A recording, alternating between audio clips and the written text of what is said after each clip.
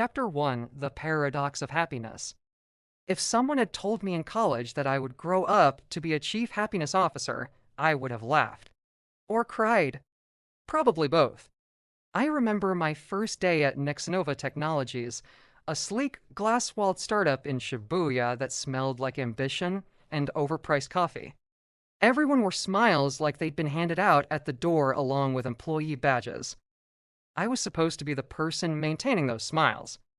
Ironically, I barely remembered how to make one myself. Hello, everyone, my name is Akira and my official title in work is Chief Happiness Officer.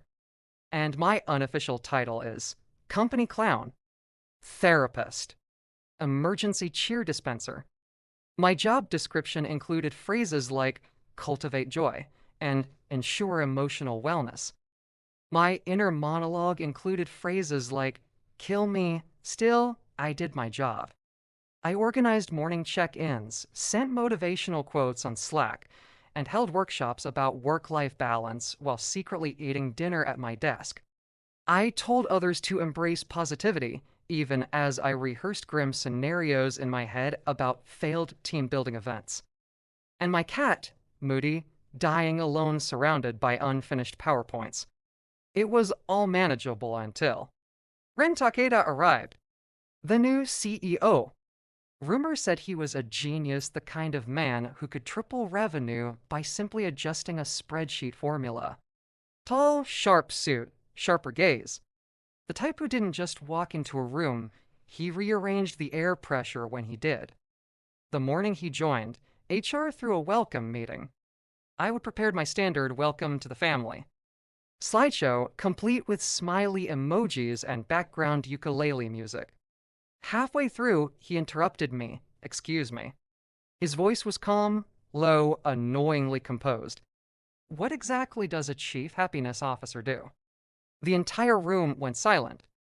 I smiled the kind of smile you wear when your soul is leaving your body through your molars. Well, I ensure the emotional wellness of our workforce and help cultivate a culture of positivity. He raised an eyebrow. So, you make people happy for a living? Essentially, I said, pretending my self-esteem hadn't just jumped out the window. He gave a polite nod, the corporate equivalent of a shrug, and turned his attention to his tablet. Just like that, my existence had been downgraded from optional to invisible. That was 3 weeks ago. Since then, Ren Takeda had been a storm of efficiency spreadsheets, meetings, decisions. No wasted motion, no small talk. He didn't laugh. He didn't smile.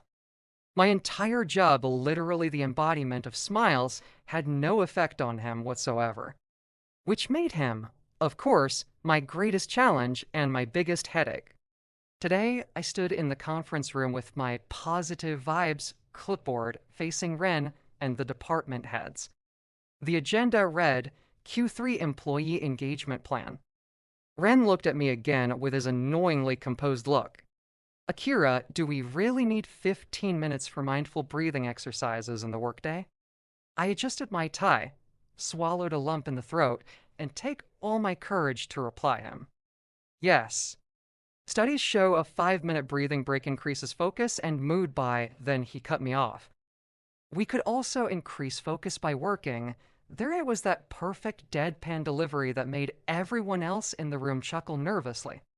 I smiled back, unbothered on the surface. Inside, I was compiling a list titled, Ways to Accidentally Delete the CEO's Calendar. Happiness is productive, sir, I said sweetly. Unhappy employees quit. Then you have to spend time recruiting.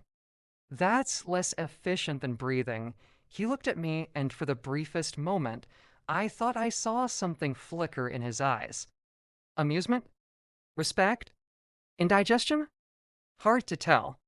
Continue, he said finally. After the meeting, I found myself at the espresso machine, my place of quiet suffering, when Ren appeared beside me. He didn't even glance at the multiple positive affirmation posters taped to the wall. Akira, how are the employees feeling this week? The way he asked it, feeling sounded like a foreign concept. They are. Good. I said cautiously. Morale's up after the team lunch. Kenji from marketing even laughed at one of my jokes. He poured his black coffee, unsweetened naturally. Do you track that? What jokes? No happiness. I blinked. That's not really quantifiable. Then find a way.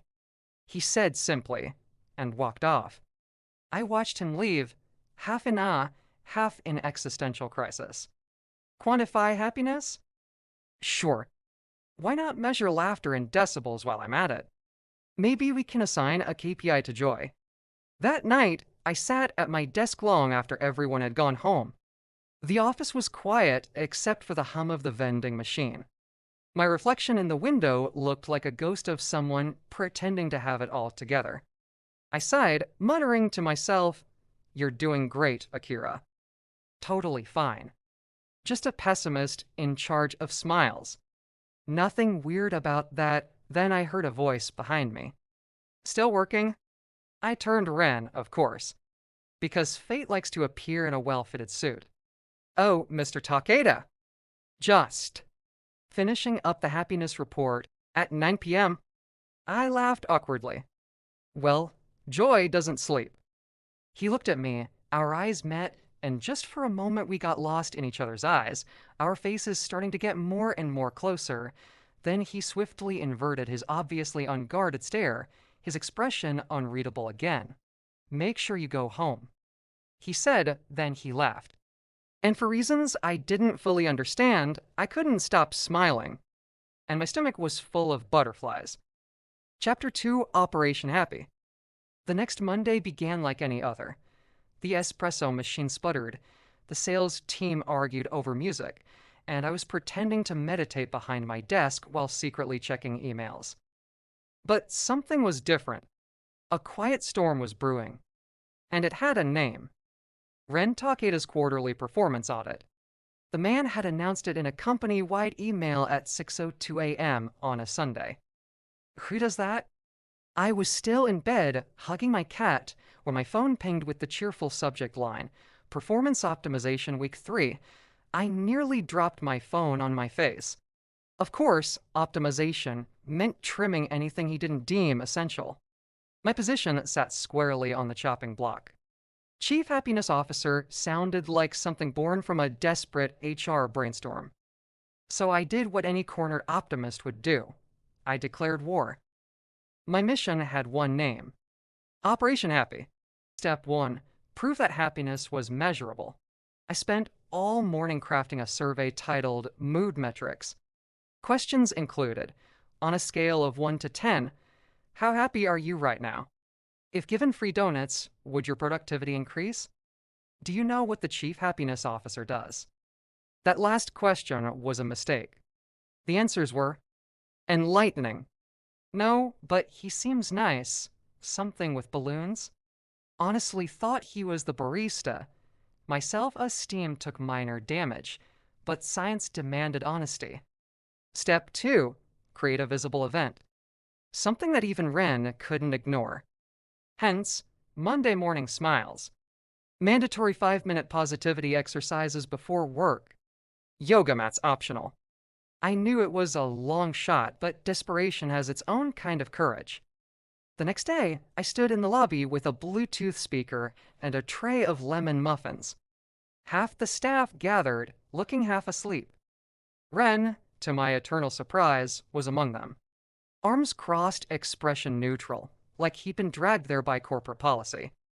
Good morning, everyone, I announced too enthusiastically for 8:30 a.m. Today, we're starting our week with something new. Live minutes of happiness calibration. Ren raised an eyebrow. Happiness calibration? Scientific term, I said. It wasn't. The exercise was simple. Smile for 60 seconds, even if you didn't feel like it. Studies said it triggered positive brain chemistry. Probably. Maybe. I'd skimmed the article. The first few seconds were awkward. Then someone started laughing, nervous at first, then contagious. Even Ren's lips twitched slightly. Victory, I thought. Then the Bluetooth speaker died mid-song, cutting the upbeat ukulele into silence. We all stood there, smiling at nothing. Ren exhaled. This is part of the experiment? Yes, I said quickly. It's called embracing discomfort with joy. Very advanced technique. He didn't look convinced, but he didn't walk away either. Small wins count. Later that day, I ran into him in the elevator. Just the two of us, the corporate equivalent of a hostage situation. He glanced at the survey papers I was holding. You're collecting data? Trying to quantify happiness as requested, I said. Current findings. Employees are 23% happier after free muffins. He nodded once. That's something, I suppose. There was a pause. The elevator hummed softly. I could smell his cologne, subtle, expensive, unfairly calming. He spoke again. You really believe this? Positivity approach can change productivity? I tilted my head. You don't? I believe in results, not moods, he said simply. I grinned. Then I'll give you results and moods. The corner of his mouth almost lifted. Then the elevator dinged, and he walked out, leaving me with a strange flutter in my chest that wasn't caffeine. That night, I opened my laptop to update my happiness progress report. The numbers were small, but they were growing. People had started greeting each other more. There was actual laughter in the break room. And maybe, just maybe, Ren had smiled. It was nearly 10 when I finally left the office. As I passed Ren's glass-walled office, I saw the light still on. He was hunched over his desk, tie loosened, a rare sign of exhaustion. Without thinking, I knocked. He looked up, startled. Akira? You're still here? I could ask you the same, I said. He rubbed his eyes. Just finishing the quarterly reports. Right, I said. You ever take breaks? Not when there's work to be done, I hesitated, then smiled faintly. You know, the happiness officer recommends at least one stretch break every 3 hours. He chuckled under his breath, a quiet, genuine sound. And the CEO recommends you go home. I leaned against the doorframe. Fine, but only if you promise not to die at your desk. He looked up, and for a moment, his eyes softened like he wasn't the CEO, and I wasn't the company jester, but just two people too tired to keep pretending. Deal, he said softly.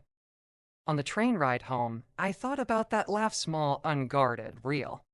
For the first time, it occurred to me, maybe my job wasn't to make everyone happy.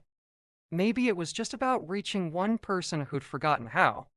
And for some reason, that one person had a perfect suit and a terrible sleep schedule. Chapter 3 Cracks in the Mask. Somewhere between Operation Happy and my third batch of employee surveys, I realized something unsettling.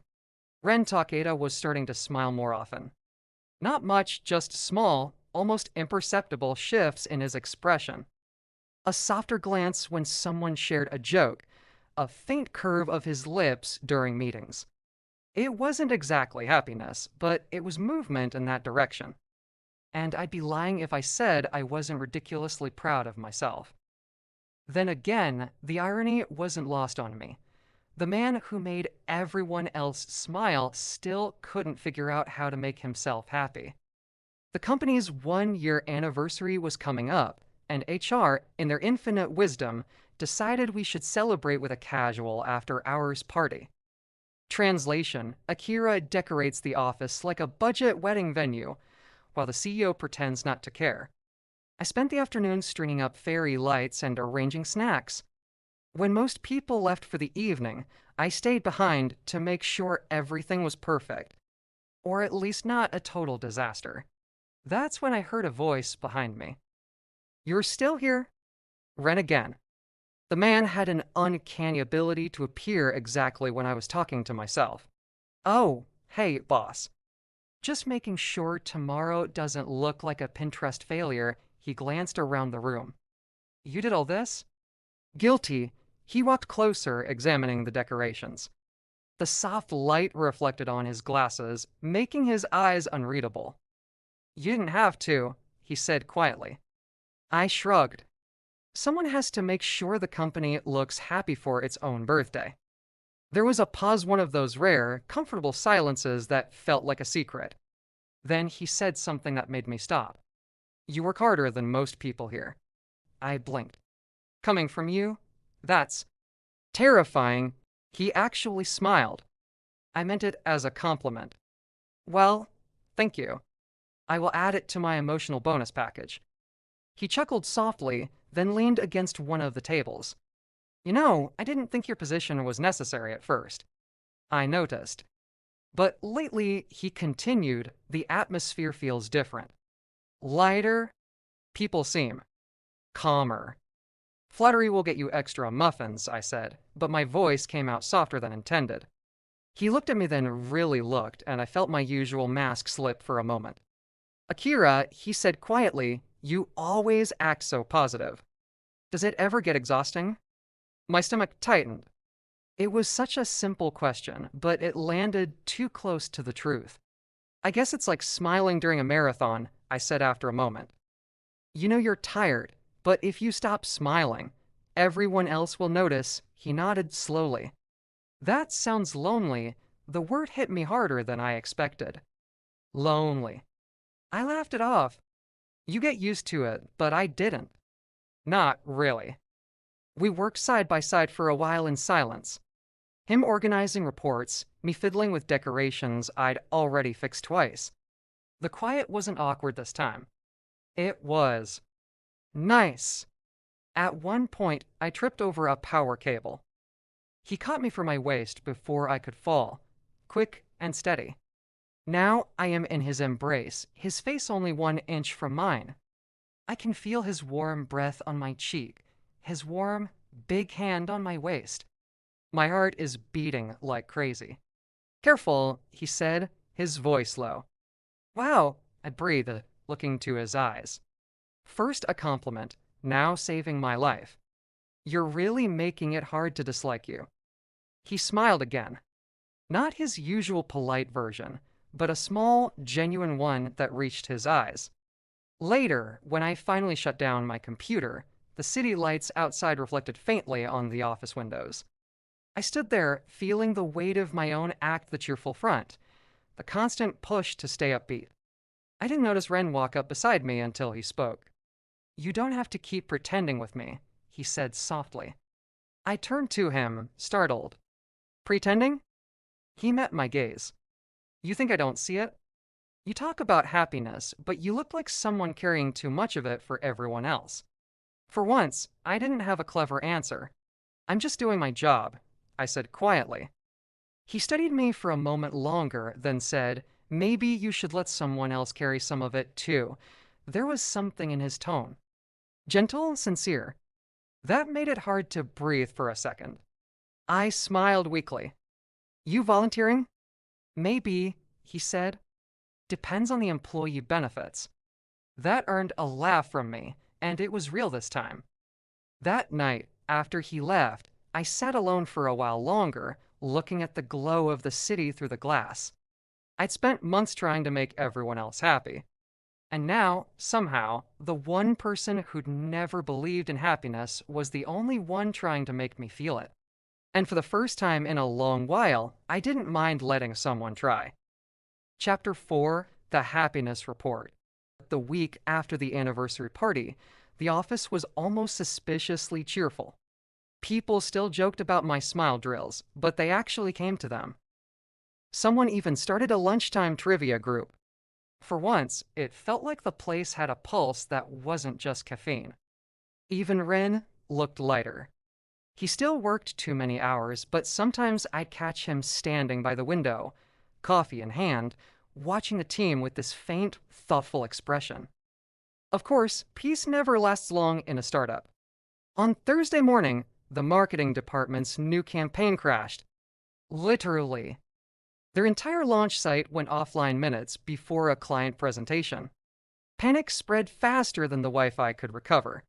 I could feel the tension like static in the air, whispered swearing, keyboards slamming, coffee cups trembling. I rushed into the bullpen. Okay, deep breaths, everyone. It's a bug, not the apocalypse. Kenji from marketing groaned, "We're doomed." "Incorrect," I said brightly. "We are temporarily challenged." I caught a glimpse of Ren at the far end of the room, phone pressed to his ear, voice low and controlled. Even in crisis mode, he looked composed, but his jaw was tight. When he hung up, he walked straight toward me. "Client's furious," he said. "If we don't fix it by noon, we lose the contract." "Got it." I paused.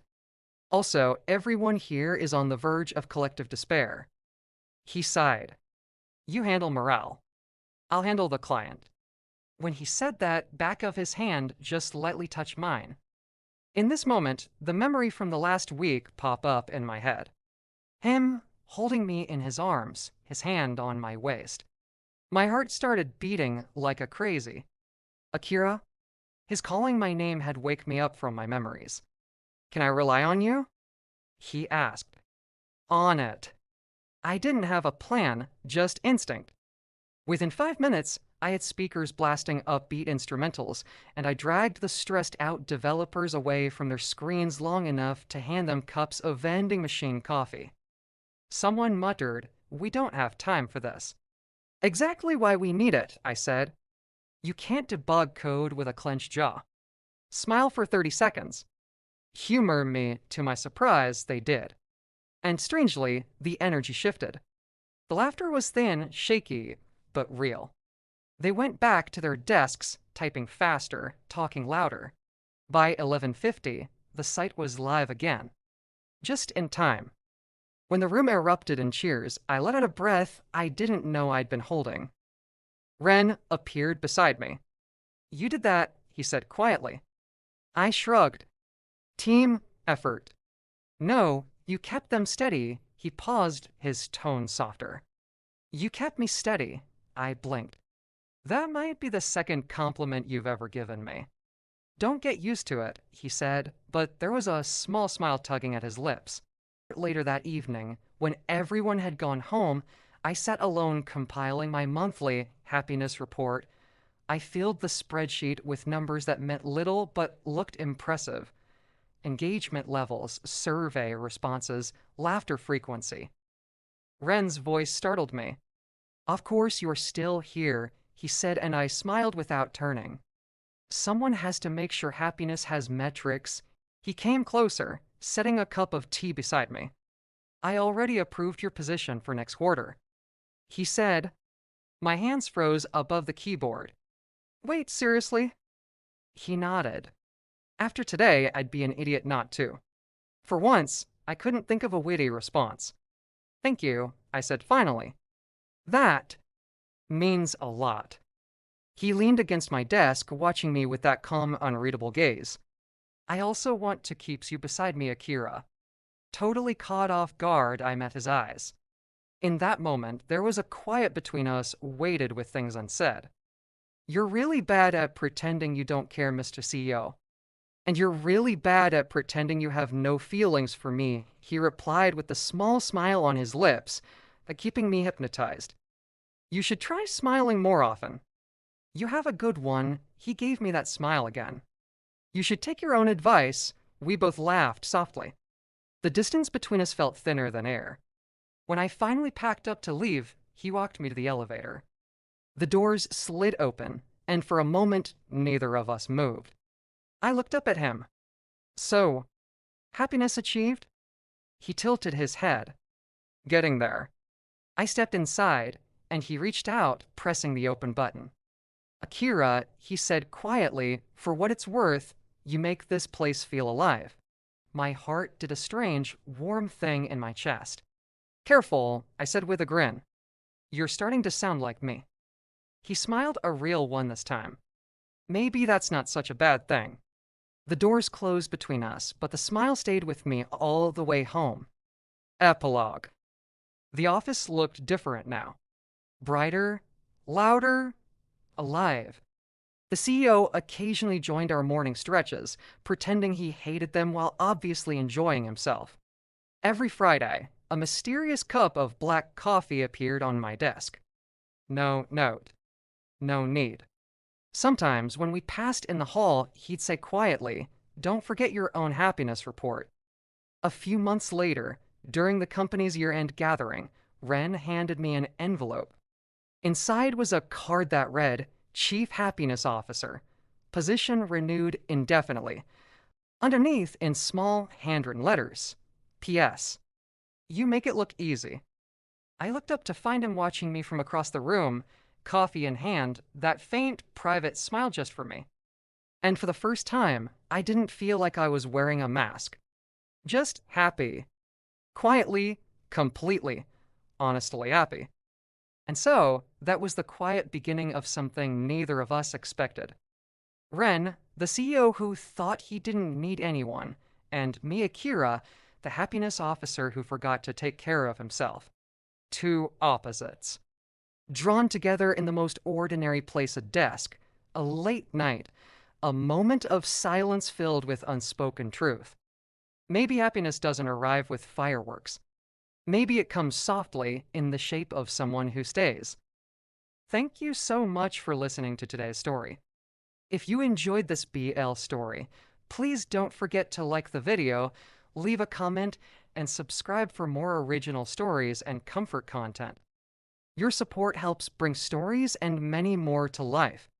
Until next time, may your days be bright, your nights be gentle, and your heart a little lighter. See you in the next story.